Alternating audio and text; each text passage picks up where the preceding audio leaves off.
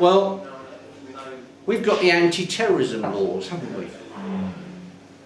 Where they say that a government minister can say, I don't like that man over there. I don't like what he's doing. So I'm going to lock him up under house arrest for 42 days. Yeah? But when somebody says to him, well, what is it you don't like and what is he doing? I'm not prepared to tell you that. National security. I'm not prepared to tell you that. It will betray our secrets. We have a balancing act here, don't we? Is the freedom of the people more important than the government minister's ability to refuse to divulge information because he says, nobody's heard it, nobody knows, he says that it is not in the public interest that this evidence should be given in public. Yeah? They don't even pull 24 people off the street and say, well, you're 24 random people off the street, come in and we'll explain why we want to lock this guy up. They don't do that either. When I was a policeman and I wanted to do a stop and search in the street, I had to ask myself a question. Are my grounds for requiring this search sufficiently strong that I could stop this lady or this gentleman walking down the streets and say, I want to stop and search this guy, and this is why I want to stop and search him. These are my reasons for wanting to stop and search him. And if I think that they would say, yes, you can search him, then I could search him. But if I think they'd say, well, no, you can't really, then I was not allowed by law to search him. And that was a question that every policeman is supposed to ask. But they don't. Every time I stop somebody in the street for a search, I would say to them, excuse me, sir, I require you to submit to a search. The reason is that we've had a burglary round the corner. You fit the description of the person. I'd like to eliminate you from my inquiries as soon as possible. Do you mind if I search you?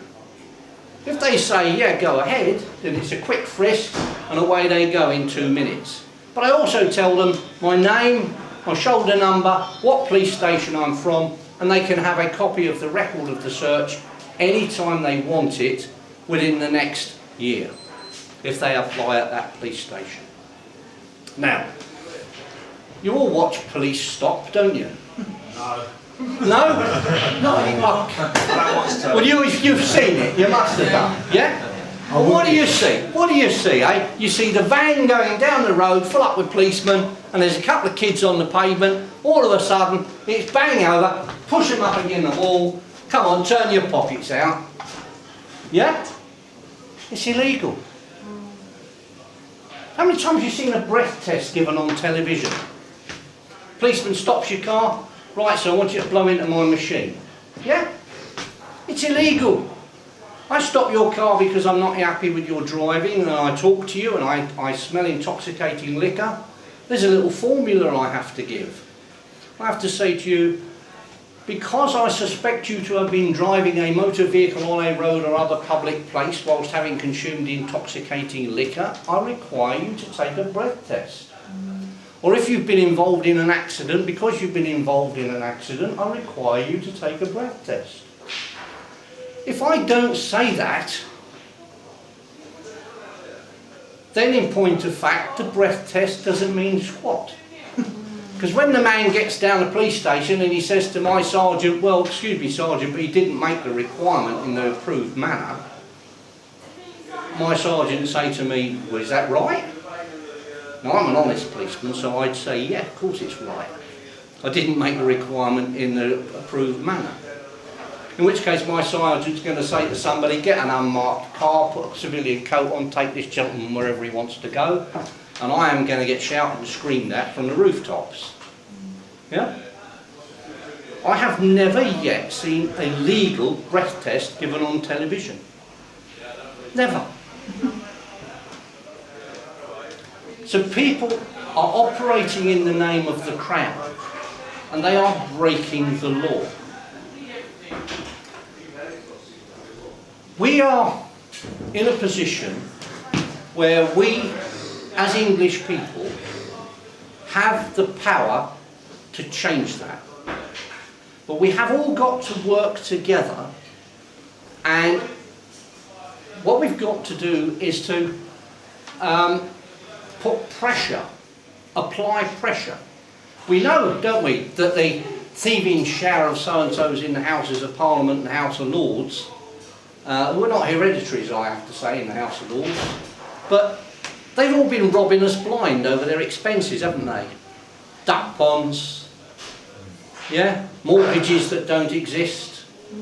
How do you forget your mortgage? The biggest thing you spend money on in your life, apart from your wife, of course, you never stop spending on that, but the biggest thing you spend money on in your life, and you forget that you've actually paid your mortgage off?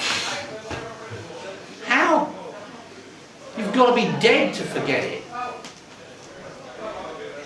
But it was a great public outcry, wasn't it?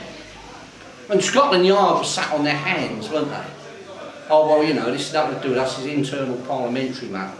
And everybody in the public shouted, go away, it's a crime. It's theft. They're stealing from us. And eventually Scotland Yard had to pull at least one hand out, and they went out and they arrested 5 of them and charged them with fraud under the Theft Act. There were only something over 300 of them had robbed us. But because of public pressure, they were forced into doing something which they didn't want to do, which is to go out and arrest 5 of them and 1 peer.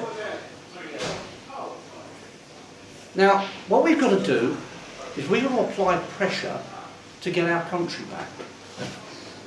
And shall we stop for a break now? And then we'll... Yeah.